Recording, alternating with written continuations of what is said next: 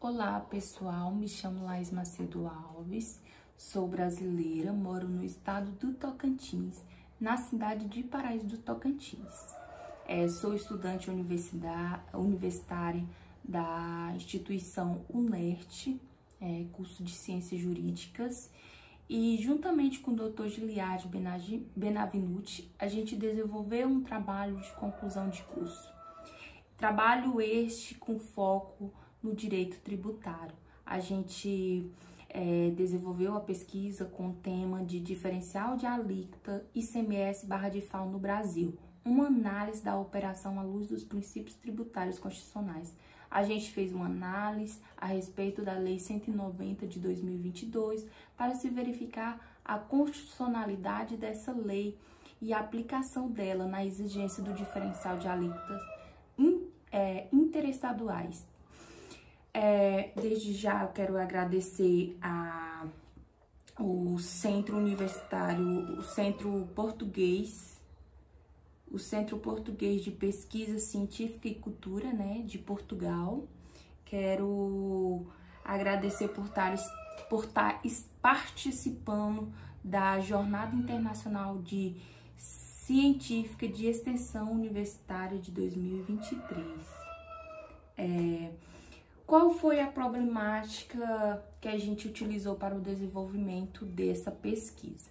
Foi analisado se a exigência do diferencial de alíquota do ICMS e o sistema de compensação de crédito nas operações interestaduais violava o princípio da anterioridade anual, nonagesimal e da não cumulatividade.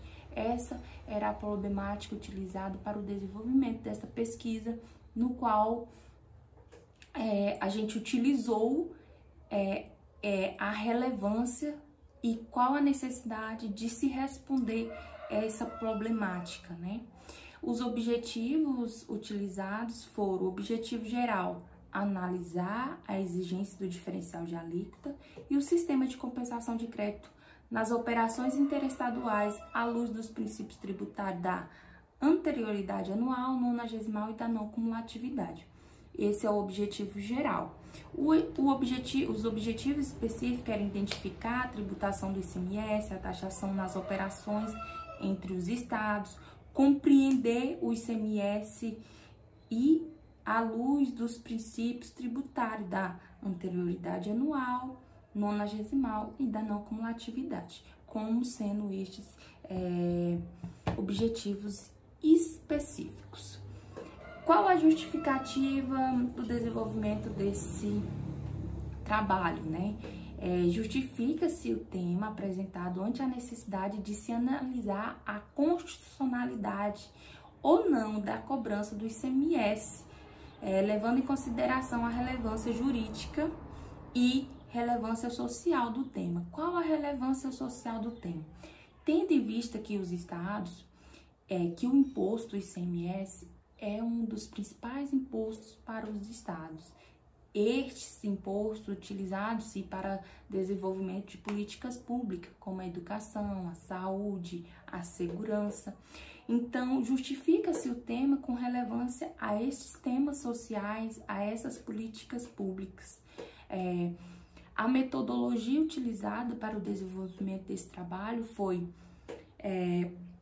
metodologia de pesquisa jurídica, cuja finalidade era analisar os conceitos operacionais do imposto sobre a exigência do ICMS/FAO nas operações relativas às circulações de mercadoria e sobre as prestações de serviço, sobre uma perspectiva dedutiva. Igualmente, utilizamos também a pesquisa exploratória, com análise por meio da análise qualitativa, baseada em pesquisas bibliográficas, documentais, legislações e jurisprudenciais. A gente utilizou os doutrinadores como linha teórica, o Pedro Lenza, Roberto Carpaz, Leandro Plausen e Luciano de Silva Amaro. Esses foram os principais doutrinadores utilizados. realizou-se uma análise da inconstitucionalidade da lei de número 190 de 4 de janeiro de 2022. Essa foi a lei base que a gente utilizou para se verificar a constitucionalidade dos princípios tributários da anterioridade anual, nonagesimal e da não cumulatividade. Quais os aspectos tributários constitucionais do ICMS? O Brasil tem um alto índice de tributação sobre os contribuintes, sobre a sua população. É um país onde há maior carga tributária e conceituada por Pedro Lenza em seu livro, né? Em seu livro Esquematizando o Direito Tributário de 2023, ele traz essa relevância e esse conceito de que o Brasil, especificamente em suas páginas, fala sobre uma carga, né? E sendo o Brasil, estando entre um dos países que tem maior tributação sobre a sua população e que essas tributações, elas trazem um senso de injustiça com relação à questão da contraprestação de serviços sociais, no qual é desproporcional, né? Pela quantidade de tributos inseridos para a população brasileira, não tem uma grande operação social ou distribuição desses benefícios para a população, né? Vale-se dizer que toda norma tributária, ela tem que ser legalizada, né? Tem que estar expressamente para o seu cumprimento. A Constituição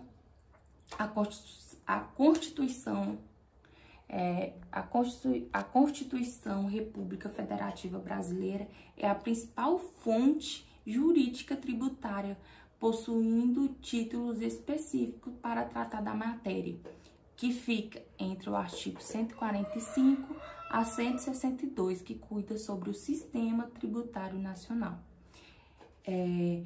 Vale ressaltar aqui que o Pedro Lenza, né, quando um trecho sobre seu livro, ele fala assim: quando se afirma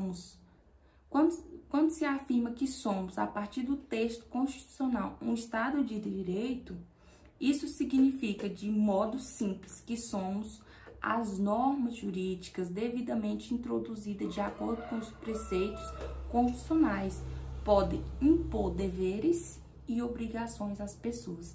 Então, a partir do texto constitucional, a gente pode impor deveres e obrigações aos seus contribuintes, né?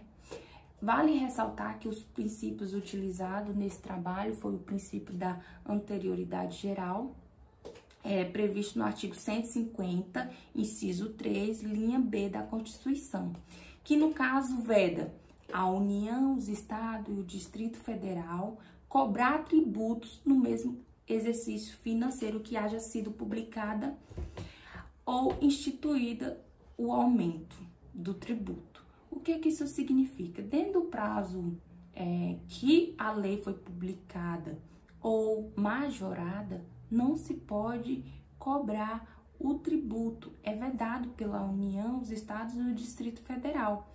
Essa lei, se ela for publicada entre o dia 1º de janeiro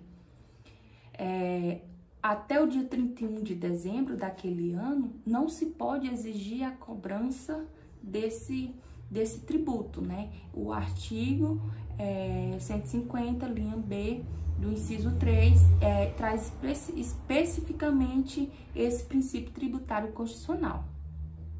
Já o princípio tributário da nonagesimal está previsto também no artigo 150, inciso 13, já a linha C da Constituição Federal, que veda a União, os Estados, o Distrito Federal e os municípios cobrar tributo antes de decorridos 90 dias da data que haja sido publicada ou instituída o seu aumento, né?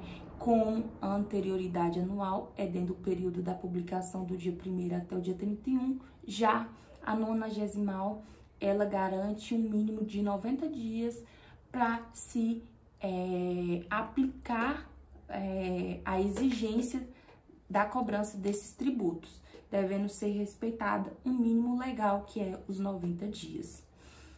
A gente também veio trabalhar sobre o princípio da não cumulatividade. O que é o princípio da não cumulatividade e a sua previsão? Ele está previsto no artigo 155, parágrafo 2, inciso 1º, a respeito do ICMS. Ele garante e fala que é obrigatório, né? Será não cumulativo. Compensa-se o que for devido em cada operação relativa à circulação de mercadoria ou prestação de serviço com o montante cobrado nas operações anteriores pelo mesmo ou outros estados ou pelo Distrito Federal. Então, há uma compensação do montante das operações anteriores, né? E esse princípio é obrigatório para o ICMS. Então, o que é o ICMS? O ICMS é o imposto sobre as operações relativa à circulação de mercadoria e sobre as prestações de serviço de transporte interestadual, intermunicipal e de comunicação. Está regulado pela Lei Complementar de número 87, de 13 de setembro de 1996 e suas alterações posteriores, né?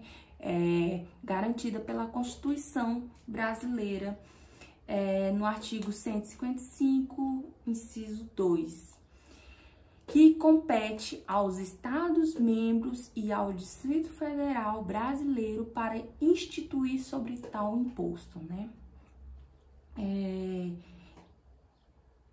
O valor que incide esse valor vai incidir sobre as operações relativas à circulação de mercadoria e prestação de serviço intermunicipal e interestadual.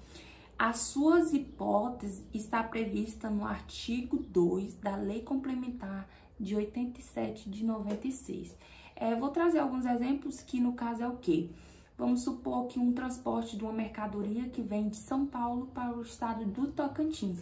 Vai ser cobrado uma taxa, um valor sobre essa circulação de mercadoria, essa prestação de serviço, entendeu? Tudo isso aí já incorre sobre o imposto ICMS. Vale ressaltar que existe uma súmula do Superior Tribunal de Justiça, número 166, né, que também ressalta que não será cobrado o imposto, o ICMS, sobre uma circulação, vamos supor, simples, vem do estado de São Paulo para uma filial aqui no estado de Tocantins. É uma circulação que não seja mercantil, né? Não será cobrado esse imposto, né? Não incorre isso, uma circulação de uma mercadoria para a sua própria empresa, né? Então, não vai incorrer esse tipo de cobrança. Tem que estar expressamente inclusa no artigo 2 da Lei de número 87 de 96 e tem que ter operação mercantil, né? De mercantilidade, de venda. As incidências tributárias está prevista no artigo 2, como eu havia falado, né? Local da operação ou da prestação de serviço. Para os efeitos da cobrança, verifica-se a localidade das operações de circulação de mercadoria ou prestação de serviço, podendo ocorrer no âmbito interno dos estados, intermunicipal, ou diferentes estados que se fala interestadual, previsto no artigo 11, inciso 2 e 4 da Lei Complementar número 87. O ICMS o ICMS, a não cumulatividade, como já havia falado, a não cumulatividade é obrigatória, como eu já havia falado, né?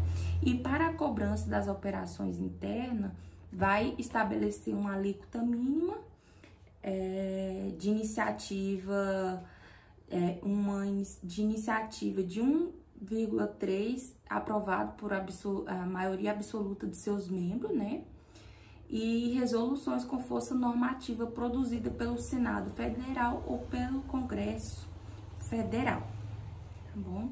E nas operações interestaduais vai ser aplicado a alíquota interna e a alíquota interestadual para se tirar o diferencial de alíquotas. Também existe as imunidades do ICMS, que está disciplinada no artigo 155, parágrafo 2, inciso 7º, letra G, né? Linha G da Constituição, na concessão ou revogação de incentivos ou benefício fiscal do imposto sobre a circulação de serviços de transporte interestadual, intermunicipal e de comunicação. O sistema de compensação de crédito nas operações interestadual salienta-se que está previsto na Carta Política de 1988, no artigo 155, parágrafo 2, inciso 7, linha C, que rege do regime de compensação do ICMS. Está previsto por lei complementar, a qual faz o jus à Lei Candir, né, de 1996 e suas alterações posteriores para a compensação. Vale ressaltar que na compensação de crédito vai se utilizar o princípio da não cumulatividade, né, para a compensação. O diferencial de alíquota nas operações e circulação de mercadoria em que seu carregamento é entre uma unidade e outra. Aplica-se a alíquota interestadual definida por resoluções do Senado, né? Previsto no artigo 155, parágrafo 2, está previsto na Constituição. O recolhimento desse diferencial de alíquota e do ICMS dos tributos, nos tributos do ICMS destinado ao consumidor, fica sobre a responsabilidade do destinatário, quando este for contribuinte do imposto, e sobre responsabilidade do remetente, quando este não for contribuinte do imposto. A gente vai falar aqui sobre a inconstitucionalidade do ICMS / FAO. O conflito principal dessa norma, dessa lei, que é a 190, que a gente vem tratando, né? O conflito presente sobre a inconstitucionalidade da lei número 190 de 4 de janeiro de 2022, que trouxe importantes alterações na Lei Candir, e o conflito normativo começou no ano de 2015, quando ocorreu a aprovação da Emenda Constitucional 87 de 2015, que alterou o parágrafo 2 do artigo 155 da Constituição e incluiu o artigo 99 dos atos de disposições constitucionais transitórias, mudando a forma de arrecadação do ICMS. Com isso, com a publicação dessa emenda constitucional de 87 de 2015, estabeleceu nova cobrança do DIFAL, sendo que os estados de origem ficará com o valor obtido pela alíquota interestadual e os estados de destino ficará com o valor logrado da diferença entre a sua alíquota interna e a alíquota interestadual. Devido a essa emenda constitucional, devido a essas mudanças, os estados afirmaram, no âmbito do Conselho Nacional de Políticas Fazendárias, o CONFAS, o convênio ICMS de 93/2015, que passou a disciplinar os novos aspectos de incidência da cobrança do diferencial de alíquota.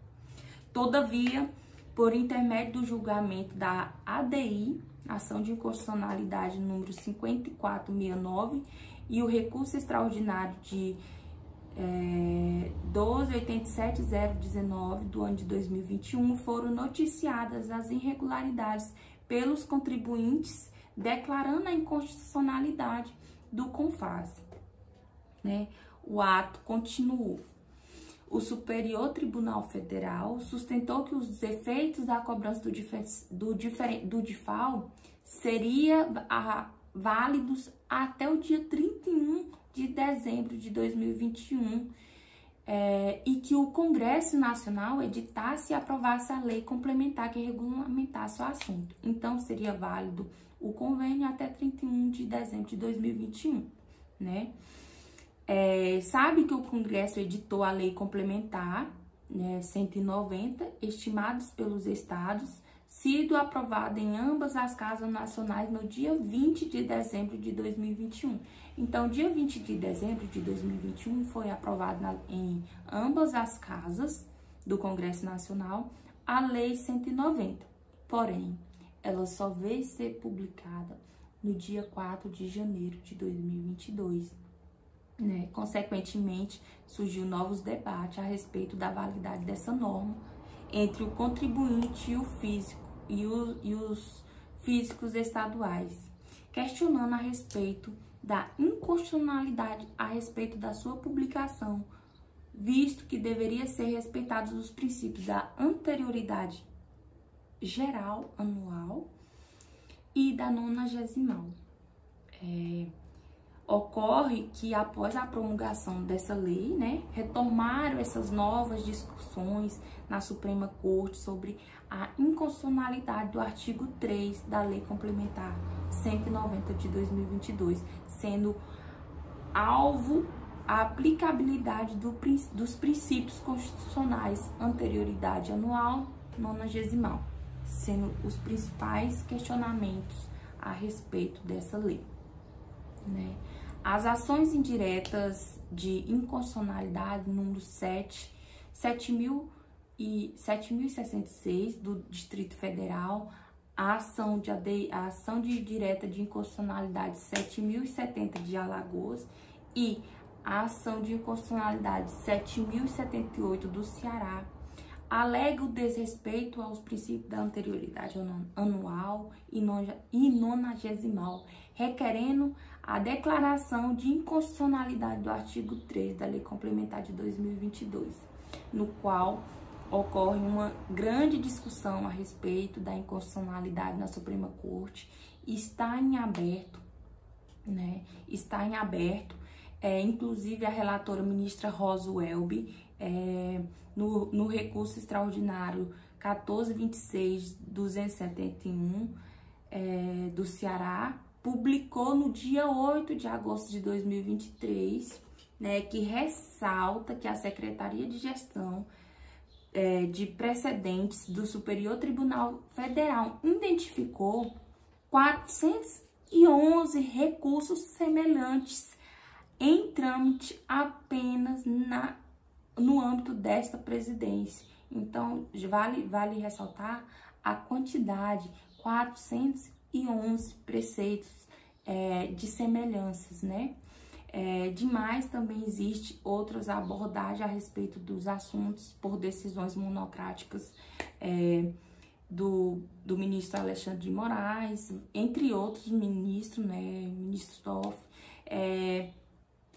que vale ressaltar no artigo, a gente expôs algumas decisões a respeito disso pela declaração da inconstitucionalidade, né?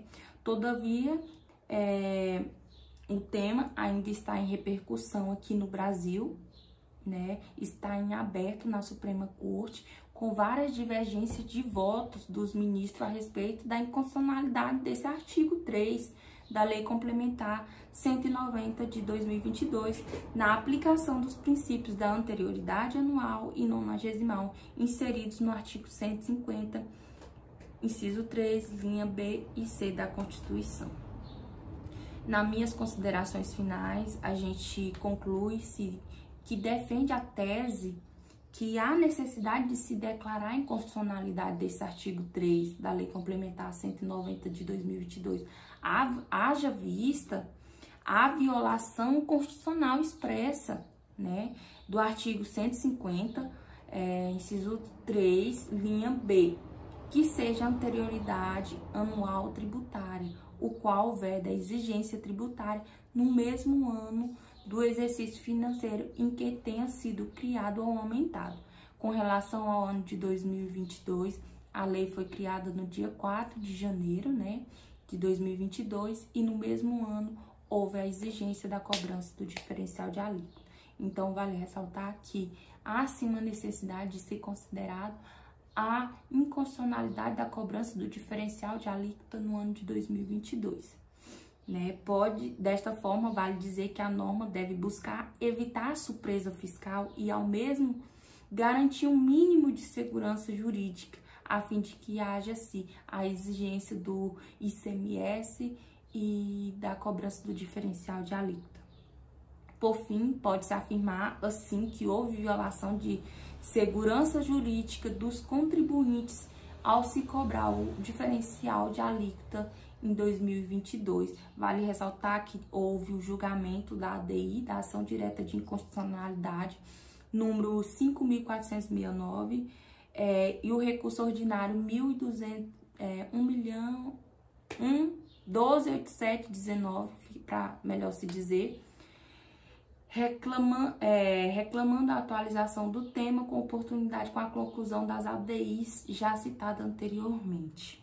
Por fim, informo que deve ser observado os princípios constitucionais tributários para resguardar as garantias dos direitos individuais e coletivos dos contribuintes, com o finco na segurança jurídica, para evitabilidade de conflitos e surpresas aliadas às bases constitucionais ao se exigir tributos que não respeita ou não comporta exceções nas virgiedade. Então, pessoal, quero agradecer a todos. Esse foi o meu trabalho e considere-se que deve ser considerada pela Suprema Corte, como já havia dito. Há uma discussão sobre o tema, não foi ainda finalizado, há várias decisões monocráticas, né? Mas pela pesquisa e análise que foi realizada, deve ser considerada sim a inconstitucionalidade do artigo 3 da Lei Complementar 190 de 2022. E é isso, quero agradecer a todos pela oportunidade e muito obrigada.